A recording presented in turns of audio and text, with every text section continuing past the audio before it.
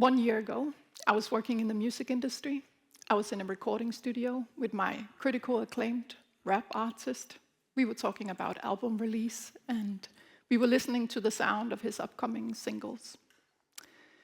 Today, the sort of sounds that I listen to are the explosions of ballistic missiles, of loud intercepted Shahed drones, the horroring sound of a Shahed drone that descends, creeps your nerve system, and it's a feeling that you will only feel if you have been close to war anno 2006. As well as I listen to the sounds of Ukraine's air defense systems, which is the heroes of Ukraine operating behind them, and people that we are all in Ukraine extremely grateful that they keep us alive. Now, how does a person go from managing artists to now being resident in Ukraine and to helping engineers build solutions that are keeping people alive? And in order for me to explain that to you, I need to tell you something about war that most people don't know or they don't understand. And that is, war is not just decisions that are being made by politicians in rooms many of us will never be in.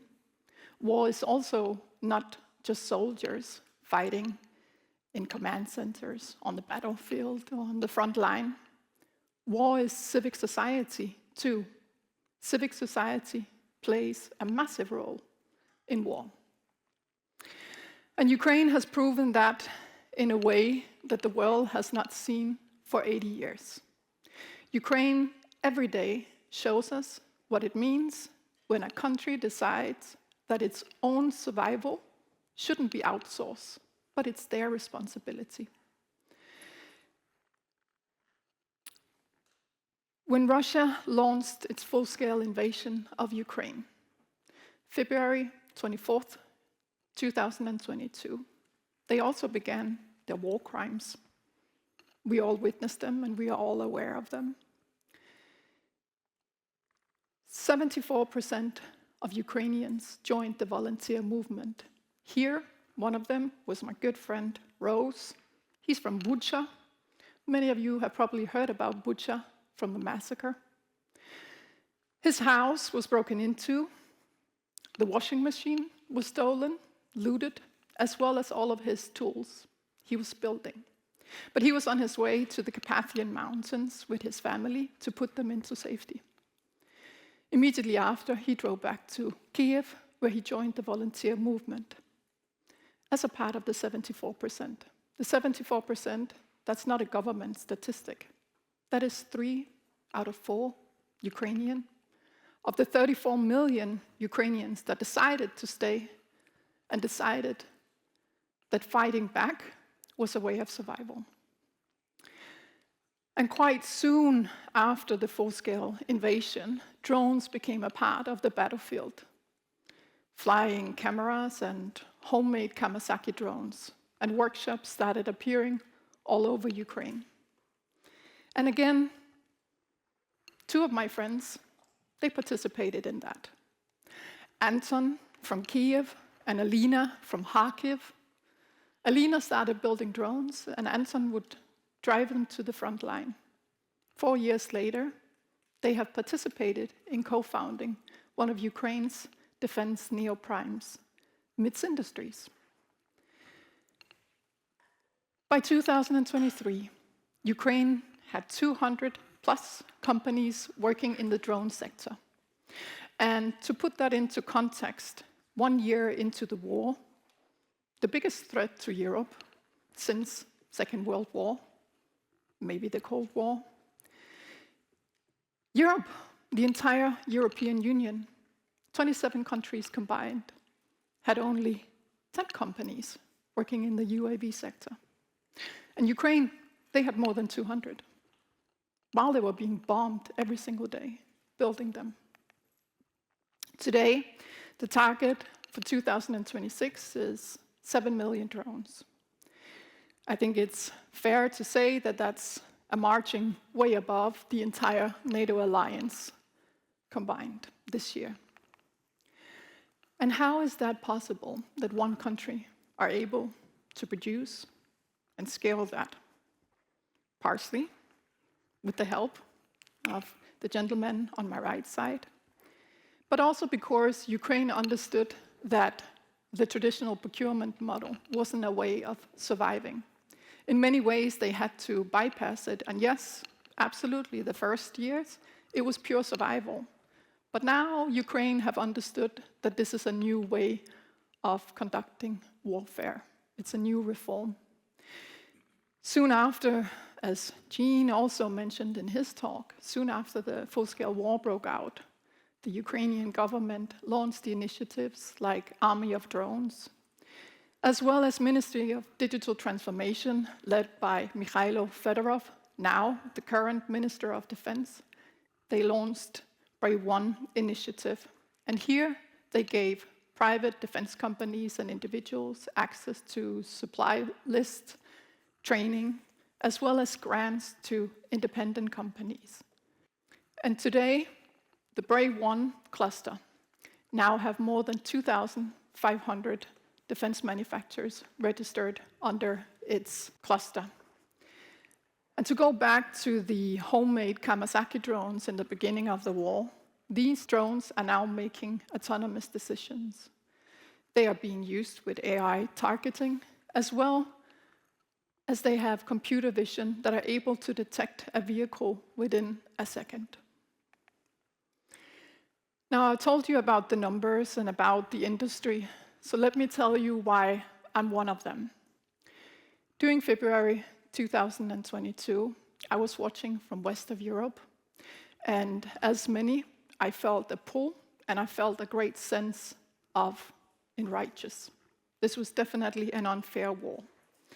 And I wanted to support Ukraine. So soon after, I became a volunteer. By 2023, I was already a volunteer operating on the ground in Ukraine.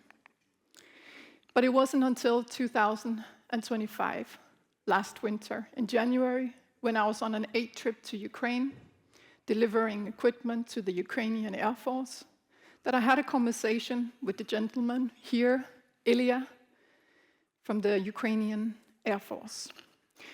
I told Ilya, after almost, back then, 3.5 years, I felt very passionate and a strong sense of wanting to participate further in Ukraine's survival.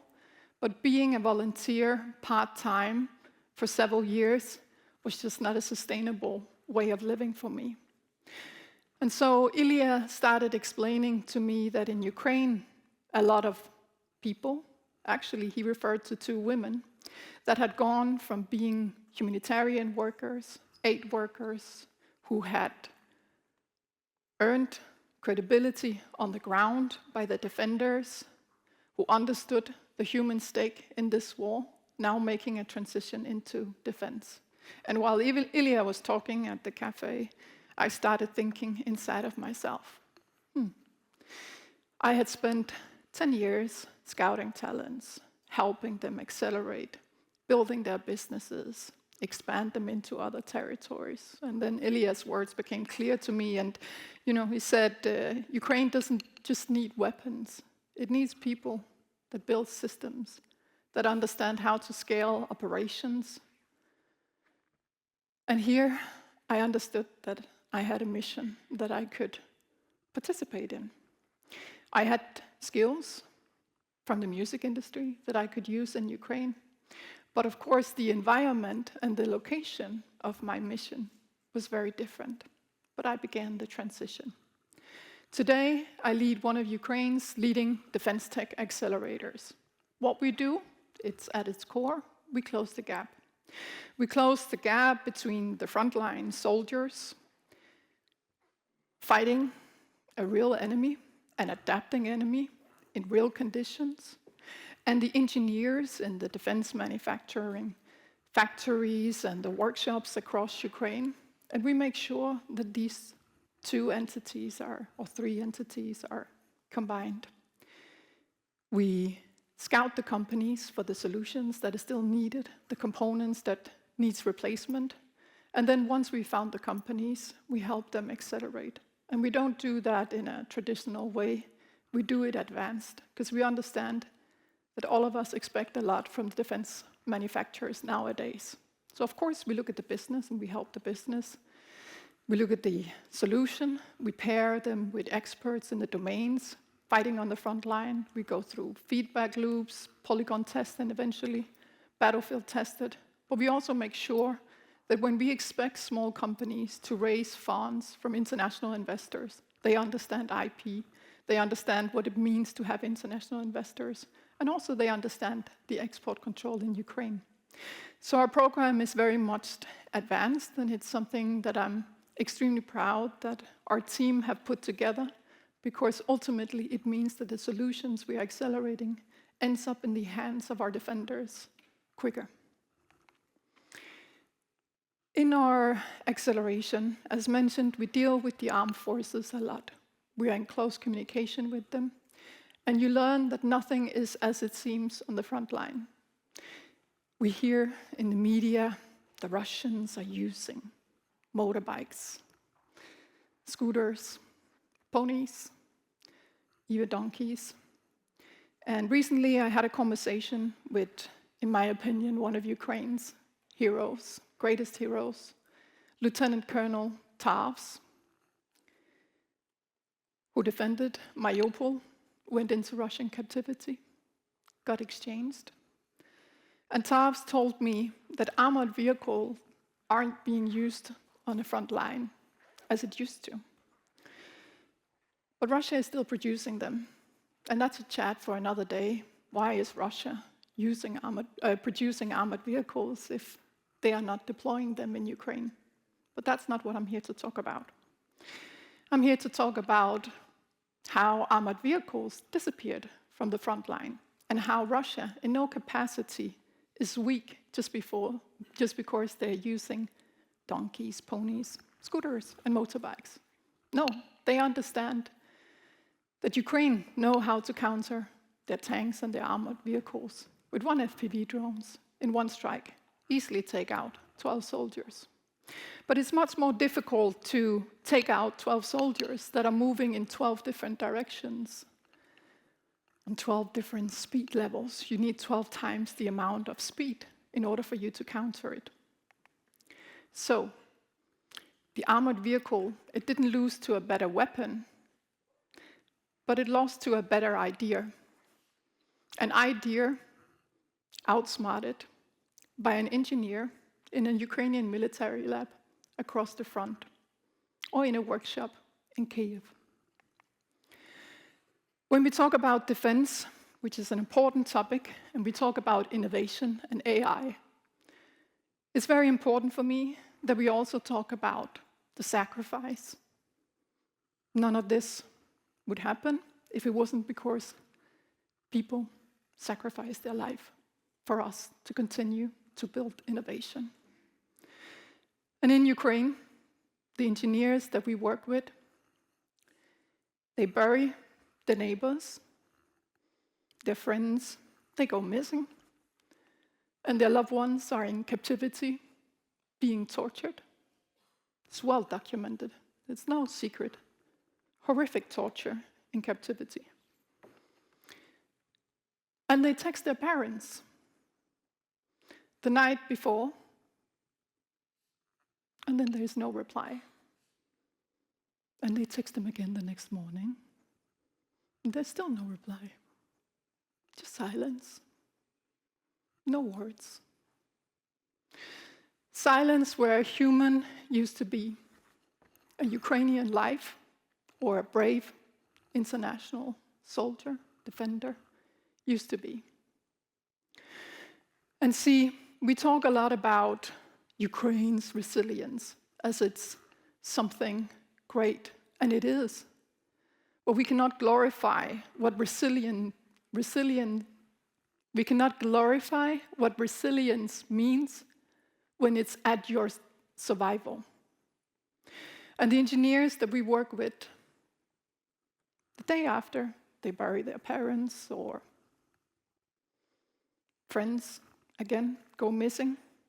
They still show up at the workshop, and they still open up their laptop, and they keep building. And this is off script, but recently I was attending a conference where I was speaking. I was in Europe, and my team was experiencing a horrific attack on Kyiv.